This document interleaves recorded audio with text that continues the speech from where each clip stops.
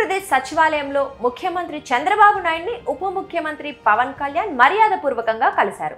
రెండో బ్లాక్లోని తన ఛాంబర్ను పరిశీలించిన అనంతరం పవన్ కళ్యాణ్ సచివాలయం మొదటి బ్లాక్కు వెళ్లి చంద్రబాబుతో భేటీ అయ్యారు.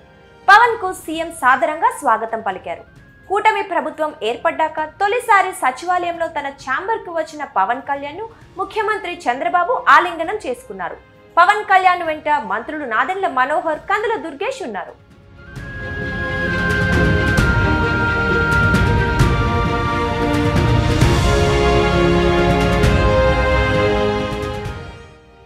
ఉదయం హైదరాబాద్ నుంచి ప్రత్యేక విమానంలో గన్నవరం విమానాశ్రయానికి చేరుకున్న పవన్ కళ్యాణ్ కు అధికారులు, జనసేన నాయకులు స్వాగతం పలికారు. అక్కడి నుంచి ప్రభుత్వం తనకు కేటాయించిన వైప్లెస్ సెక్యూరిటీతో కూడిన బుల్లెట్ వాహనంలో విజయవాడలోని క్యాంప్ ఆఫీస్ కు వెళ్లారు.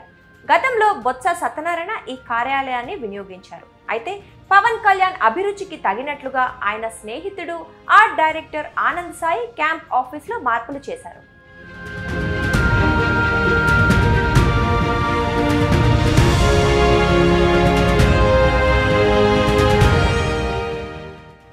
ఆఫీస్ వద్ద పోలీసుల నుంచి గౌరవ వందనం స్వీకరించిన అనంతరం ఆనంద్ సాయి అధికారులతో కలిసి క్యాంప్ ఆఫీస్ ను పవన్ కళ్యాణ్ పరిశీలించారు. ఆ తరువాత క్యాంప్ ఆఫీస్ నుంచి ర్యాలీగా సచివాలయానికి బయలుదేరారు.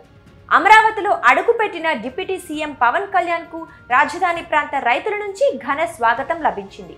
సీడ్ యాక్సెస్ రోడ్డు వద్దకు వాహన శ్రేణి చేరుకోగానే భారీ గజమాలతో పవన్ ను సత్కరించారు. వెంకటపాలెం నుంచి మందడం వరకు దారి పొడవునా పూలు చల్లుతూ నీరాజనాలు పలికారు. రాజధాని రైతులు, ప్రజలు, అభిమానులకు అభివాదం చేస్తూ జనసేనాని ముందుకు సాగారు.